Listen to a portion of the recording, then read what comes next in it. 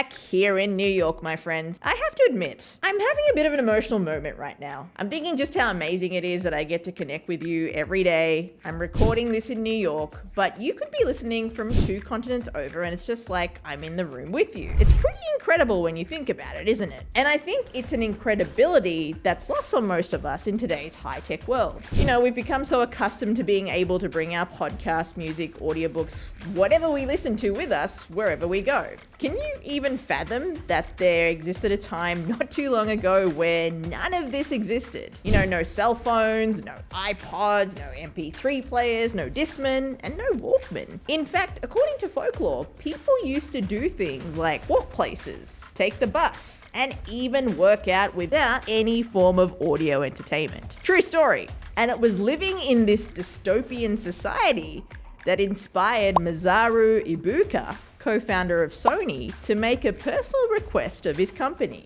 build a portable cassette player so that he could listen to an opera while on an airplane. And so in 1979, the revolutionary Walkman was born. Originally made of aluminum before changing over to plastic, the Walkman was an easily fulfilled request for Mr. Ibuka due to the fact that cassette players already existed. It was so easily built that many Sony engineers were unimpressed by the invention. They thought, who on earth would want one of these? If you find it difficult to understand this mentality, these were vastly different times from today. Today, we're used to being out in public and surrounded by people with headphones on. They're immersed in the latest true crime podcast or listening to their favorite song. Well, at the time the Walkman was invented, it was actually considered quite rude and antisocial to walk around with headphones on. Interestingly enough, even Sony itself worried about the antisocial behavior the invention of the Walkman may induce. If only they could see us now. This, however, didn't stop millions of people from purchasing the invention. The Walkman originally retailed at around the equivalent of $700 in today's currency. It was in such high demand that in New York City, the waiting list for one was as long as 2 months. People loved the feeling they got from venturing out with their own soundtrack.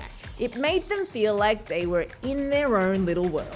The invention of the Walkman spurred a cultural shift in society. For the first time, people embraced technology on a more intimate level. It was, at the same time, a fashion statement and a symbol of individuality. It's the OG mobile device, and it paved the way for the cell phones we hold near and dear to our hearts today. Thanks for tuning in, my friends. We'll see you next week here in New York.